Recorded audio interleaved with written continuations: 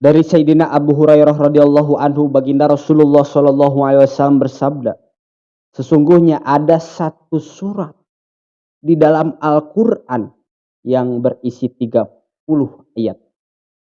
Ia akan memberi syafaat terus-menerus kepada orang yang membacanya sampai ia diampuni. Apa suratnya? Yaitu surah Tabarakalladzi biyadihil mulku. Al-Mulk. Mengenai surah ini terdapat riwayat lain sabda baginda Rasulullah sallallahu alaihi wasallam bersabda, hatiku ingin agar surat ini ada dalam hati setiap orang mukmin. Hadis lain menyebutkan barang siapa membaca dua surah yaitu surah Tabarakalladzi dan Alif Lam Mim Sajdah di antara maghrib dan isya, seolah-olah ia sholat pada malam Lailatul Qadar. Sabda beliau lainnya, barang siapa membaca dua surah tersebut, maka akan ditulis baginya 70 kebaikan dan dijauhkan dari 70 keburukan. Riwayat lain menyebutkan barang siapa membaca dua surah tersebut, ditulis baginya pahala beribadah pada malam Lailatul Qadar. Imam Tirmizi rahmatullah alaihi meriwayatkan dari Sayyidina Ibnu Abbas radhiyallahu anhuma bahwa sebagian sahabat radhiyallahu anhum pernah mendirikan kemah di suatu tempat. Mereka tidak tahu bahwa di tempat itu ada sebuah kuburan. Tiba-tiba orang-orang sedang mendirikan kemah itu mendengar suara seseorang yang sedang membaca surah Tabarakalladzi. Maka diceritakanlah hal itu kepada baginda Rasulullah SAW. Beliau bersabda bahwa surat itu akan menjauhkan dan menyelamatkan mereka dari azab Allah Subhanahu wa taala. Sayyidina Jabir radhiyallahu anhu meriwayatkan bahwa baginda Rasulullah Shallallahu alaihi wasallam tidak akan tidur sebelum membaca surat Alif Lam Mim Sajdah dan surat Tabarakalladzi. Syekh Khalid bin Madan rahmatullah alaih berkata, telah sampai kepadaku suatu riwayat bahwa ada seorang laki-laki yang berbuat dosa besar. Ia selalu membaca surat Alif Lam Mim Sajdah dan tidak pernah membaca surat-surat lainnya.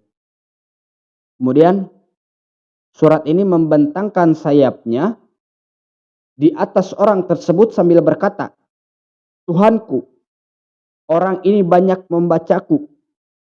Syafaat surat ini diterima dan diputuskan bahwa setiap kesalahannya diganti dengan pahala. Syekh Khalid bin Ma'dan rahmatullah alaih melanjutkan, surat ini akan membela pembacanya di dalam kubur dan berkata, ya Allah, jika aku ini termasuk dalam kitabmu, maka terimalah syafaatku. Jika tidak, maka hilangkanlah aku dari kitabmu. Lalu surat ini akan muncul dalam bentuk seekor burung yang mengembangkan sayapnya ke atas orang itu dan menjaganya dari siksa kubur.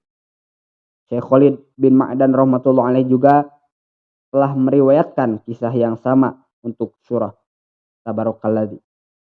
Dan dia sendiri tidak akan tidur sebelum membaca kedua surah ini. Jadi jangan sampai kita tidur sebelum membaca surat Alif Lam Mim Sajdah dan surat Tabarakalladzi.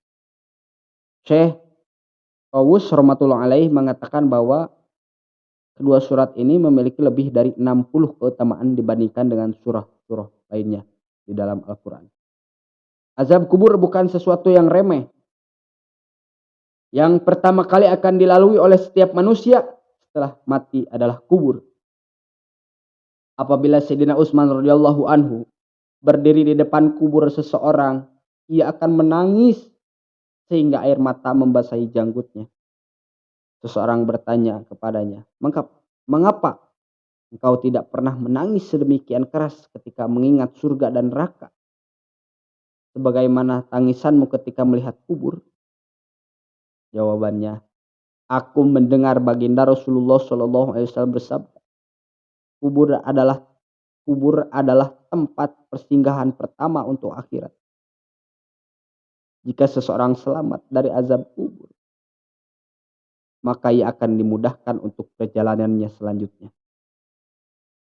Sebaliknya, jika ia tidak selamat dari azab kubur, maka selanjutnya ia akan mengalami kesulitan yang lebih dahsyat daripada azab kubur. Aku juga mendengar bahwa tidak ada pemandangan yang lebih mengerikan melebihi pemandangan kubur. Ini diambil dari kitab Jami'ul Fawaid. Allahumma fadna minhu bifadlika wa mannik. Ya Allah, dengan anugerahmu dan kemuliaanmu, peliharalah kami dari siksa kubur. Amin. Ya Allah, ya Rabbal Alamin.